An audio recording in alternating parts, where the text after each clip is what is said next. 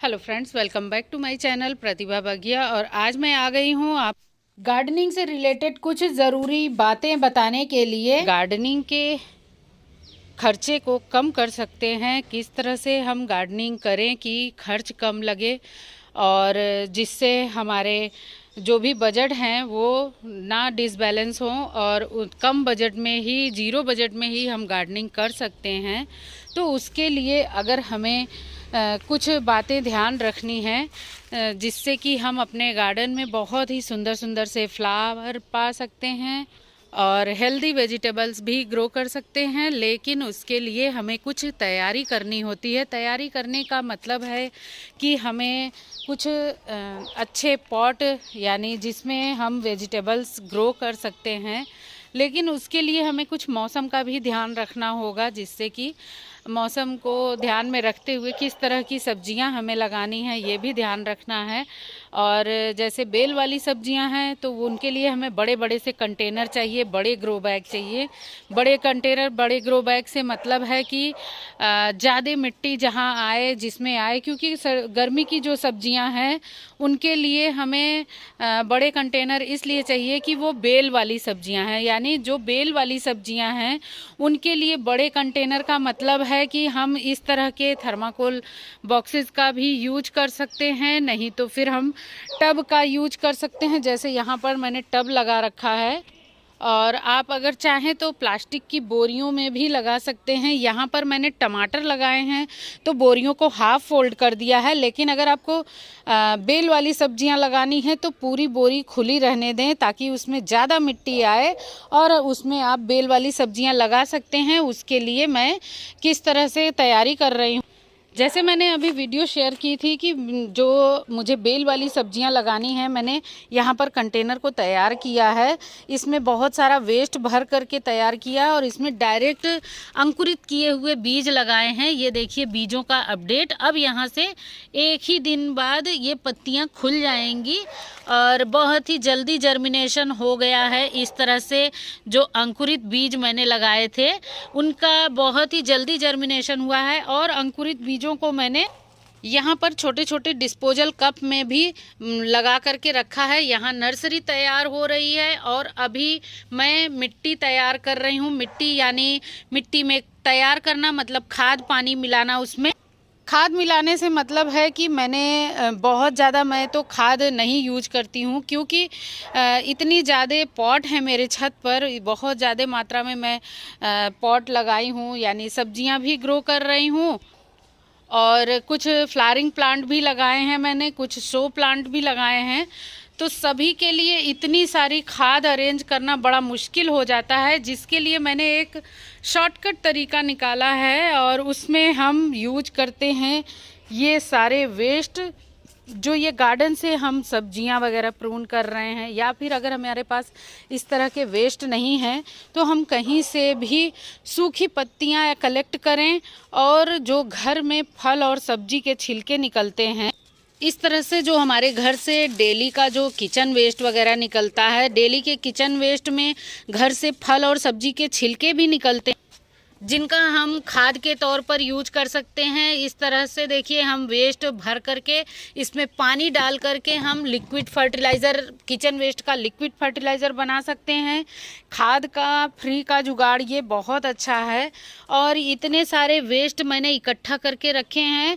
इसी के ऊपर मैं ये जो पॉट से निकली हुई मिट्टी है उसमें मैं धान का भूसा मिलाती हूँ। धान का भूसा देखिए मेरे पास ये है, मैंने ढेर सारा इकट्ठा करके रखा है।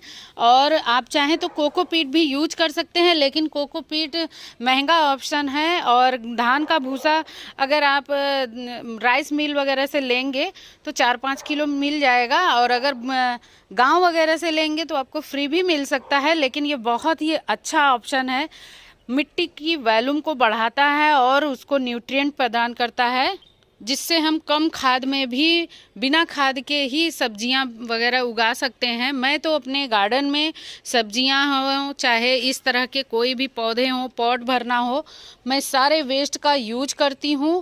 और गार्डनिंग के खर्चे को कम करने के लिए हम वेस्ट जो कंटेनर हैं, वेस्ट ग्रो बैग हैं, उनको यूज कर सकते हैं। जिस तरह से देखिए मैंने यहाँ पर चाय का पैकेट लिया है, सर्फ का पैकेट है, दाल और जो भी नमक वगैरह का पैकेट आता है, इस तरह के देखिए बॉटल्स का भी हम यूज कर सकते हैं ये पॉट बनाने के लिए।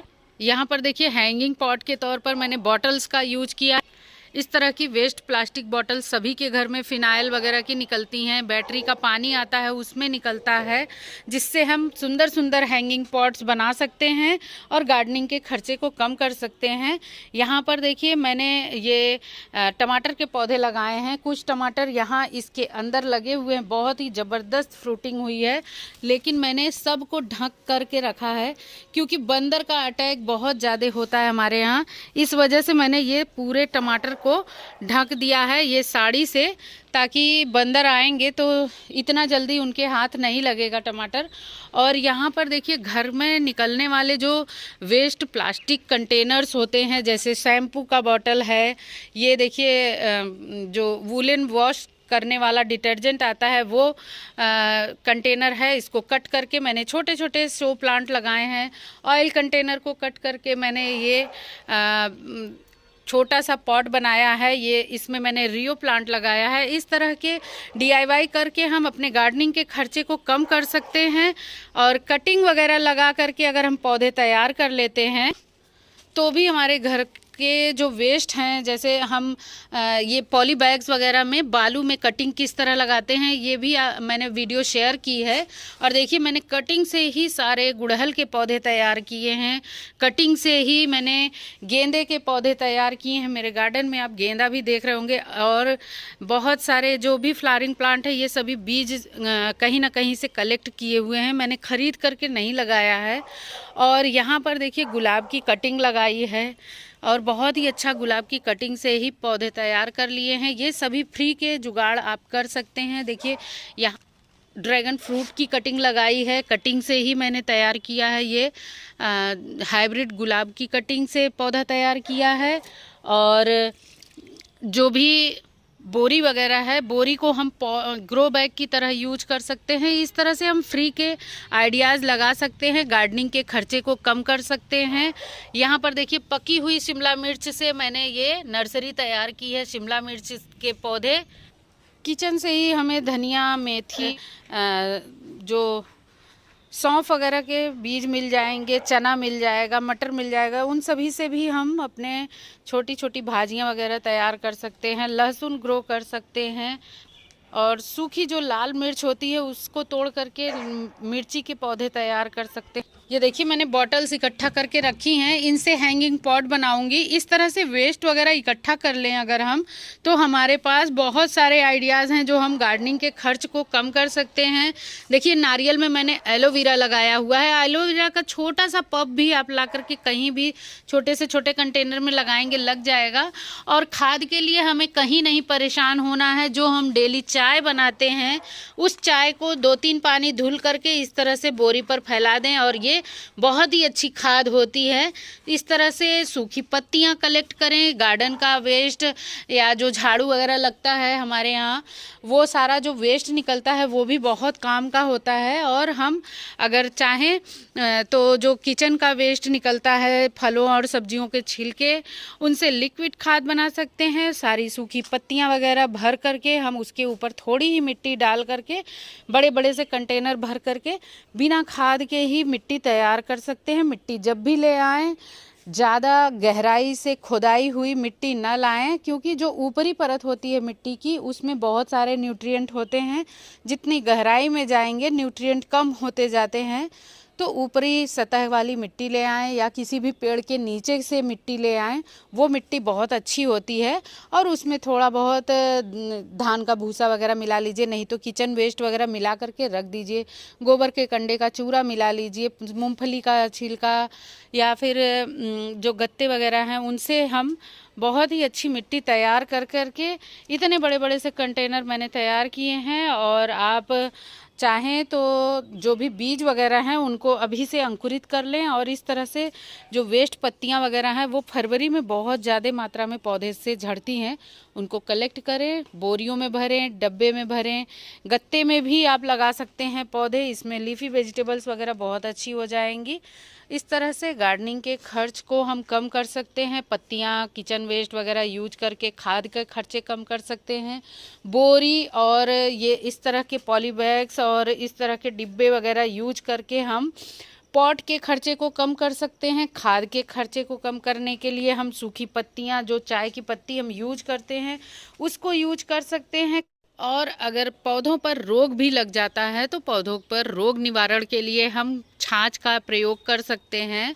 और वो एक तरह से खाद का भी काम करती है और फंगीसाइड भी बन जाएगा। अगर हम उसको तांबे के बर्तन में रख दें तो वो 15-20 दिन में फंगीसाइड का बिल्कुल रूप ले लेता है। और उससे आप पौधों पर छिड़काव करेंगे तो पौधों पर फंगस नहीं लगेगी। और जो भी नीम की पत्तियां हैं, एलोवेरा है, इन सभी पत्तियों को पीस करके, लहसुन या मिर्च के पेस्ट को हम पीस करके बढ़िया कीटनाशक बना सकते हैं। राख से हम बहुत अच्छा कीटनाशक बना सकते हैं, राख का छिड़काव कर सकते हैं। राख को घोल करके भी हम पौधों पर छिड़क सकते हैं। हल्दी को भी घोल करके हम पौधों पर छिड़क सकते हैं, जिससे बहुत ही अच्छा कीटनाशक का काम करता है। तो ये सारे काम हम अपने कर सकते हैं घर के ही वेस्ट चीज़ों से, घर के किचन से ही कुछ चीज़ों ले करके हम बहुत सारे रोगों का निवारण भी कर सकते हैं। कटिंग से पौधे तैयार कर सकते हैं।